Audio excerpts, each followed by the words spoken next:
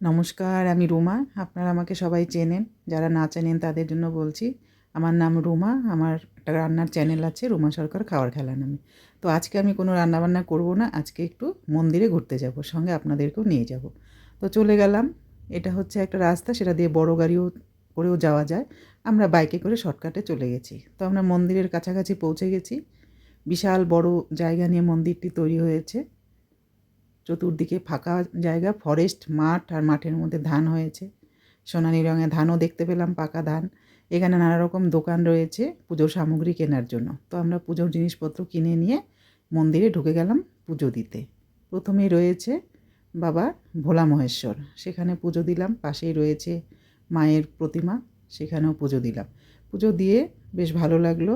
সব মন্দির ঘুরে ঘুরে দেখলাম।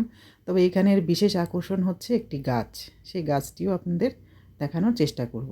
এই যে গাছটি রয়েছে, এর গোড়া দুটো, মাথা কিন্তু একটা।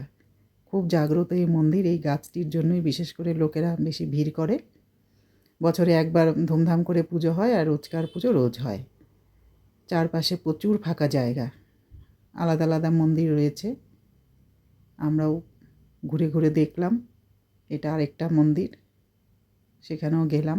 মন্দিরের চারপাশে ফাঁকা জায়গা, সেখানে নানা রকমের ডোবা রয়েছে, জল আছে, প্রচুর মাছও আছে, লোকেরা মাছও ধরছে। তো এই ভিডিওটা আমার অনেক দিন আগের ছিল, পোস্ট করা হয়নি। তাই ভাবলাম সবসময় রান্নার ভিডিও করি, একঘেয়ে হয়ে গেছি, একটু অন্যরকম করি, আপনাদেরও ভালো ভালো লাগবে, আমারও ভালো লাগবে। সব লোকেরাই কিন্তু এখানে মাছ ধরছে, প্রচুর মাছ রয়েছে। আর বাইরে রয়েছে আরেকটি বিশাল বড় মহাদেবের মূর্তি, সেখানে যাওয়া গেল না, কারণ প্রচুর বাদরের অত্যাচার, হাত থেকে সব কেড়ে নিয়ে চলে যায়।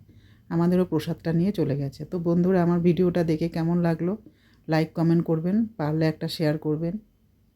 চেষ্টা করব এরকম আরও ভিডিও দেখানোর জন্য। আশা করব আপনাদেরও ভালো লেগেছে।